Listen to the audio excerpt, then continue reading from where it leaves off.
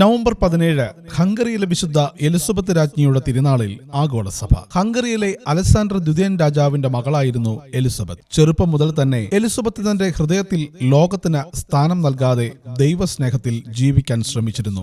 എളിമ പ്രവൃത്തികളും ആത്മപരിത്യാഗവും നിരന്തരം അവൾ അഭ്യസിച്ചു പോന്നു. ഇടയ്ക്കിടെ ദൈവാലയത്തിലേക്ക് കടന്നുപോയി ബലിപീഠത്തിന് മുമ്പിൽ അവൾ പ്രാർത്ഥിക്കും. ദൈവാലയത്തിൽ സാഷ്ടാംഗം വീണ് അവൾ അപേക്ഷിക്കുമായിരുന്നു. 14-ാമത്തെ വയസ്സിൽ കുറിഞ്ചിയായിലെ ലൂയി ലാൻഡെഗ്രവിനെ എലിസബത്ത് വിവാഹം ചെയ്തു. പണം ദരിദ്രർക്ക് കൊടുക്കാനുള്ള ഒരു വസ്തുവായിട്ടാണ് എലിസബത്ത് മനസ്സിലാക്കിയിരുന്നത്. കൊട്ടാരത്തിൽ വരുന്ന ദരിദ്രരെ മാത്രമല്ല, കഷ്ടപ്പെടുന്ന സകലരെയും അവൾ ആശ്വസിപ്പിച്ചിരുന്നു. പല ആശുപത്രികൾ രാജ്ഞി സ്ഥാപിച്ചു. രോഗികളെ ശുശ്രൂഷിക്കുകയും ചെയ്തിരുന്നു. രോഗികളുടെ മുറിവുകൾ അവൾ വെച്ചുകെട്ടിയിരുന്നു. ഒരിക്കൽ ദരിദ്രർക്കായി കുറെ സാധനങ്ങൾ മേലങ്കിയിൽ കെട്ടിക്കൊണ്ടുപോയപ്പോൾ ഭാരം കൊണ്ട് പുളയുന്ന രാജ്ഞിയെ കണ്ട് രാജാവ് വന്ന ഭാണ്ഡം തുറന്നു നോക്കിയപ്പോൾ വെളുത്തതും ചുവന്നതുമായ റോസാപ്പൂക്കളാണ് അദ്ദേഹം കണ്ടത്. പുഷ്പങ്ങൾ വിരിയുന്ന കാലമല്ലായിരുന്നു അത്. ഒരെണ്ണം രാജാവ് അതിൽ നിന്നെടുത്ത ശേഷം രാജ്ഞിയെ മുന്നോട്ട് പോകാൻ അനുവദിച്ച ഒരു ചരിത്രമുണ്ട്. 1225 ലൂയി രാജാവ് ഇറ്റലിയിൽ ഒരു യോഗത്തിന് പോയിരുന്ന കാലത്ത് നാട്ടിൽ വെള്ളപ്പൊക്കവും പഞ്ഞവും പ്ലേഗും ഉണ്ടാകാനിടയായി. രാജ്ഞി ദിനംപ്രതി 900 പേർക്ക് ഭക്ഷണം കൊടുത്തുകൊണ്ടിരുന്നു. തന്റെ പട്ടുവസ്ത്രങ്ങളും ആഭരണങ്ങളും കൂടി അതിനായി അവർ വിനിയോഗിച്ചു.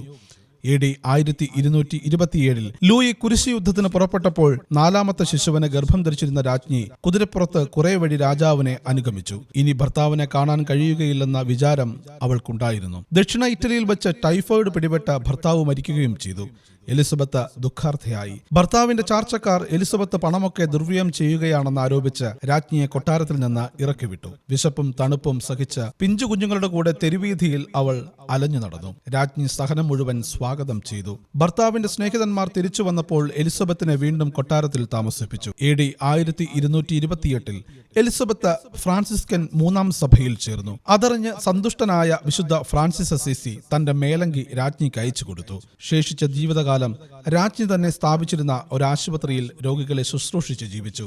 24-ാമത്തെ വയസ്സിൽ രാജ്ഞി കർത്താവിൽ നിദ്ര പ്രാപിച്ചു. എലിസബത്ത് രാജ്ഞി പരോപകാര പ്രസ്ഥാനങ്ങളുടെയും ഫ്രാൻസിസ്കൻ 3-ാം സഭയുടെയും മധ്യസ്ഥയാണ്.